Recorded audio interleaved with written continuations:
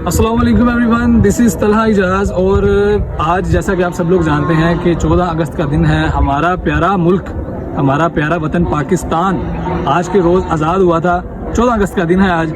आप सब लोगों को मेरी तरफ से आज़ादी बहुत बहुत मुबारक। और हम आज ये एक दिलचस्प बात जानेंगे।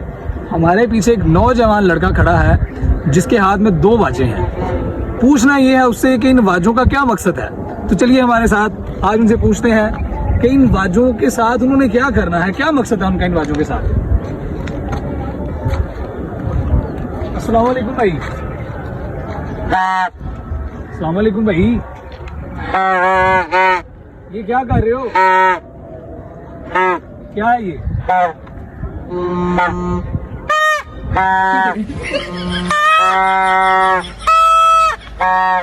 क्यों?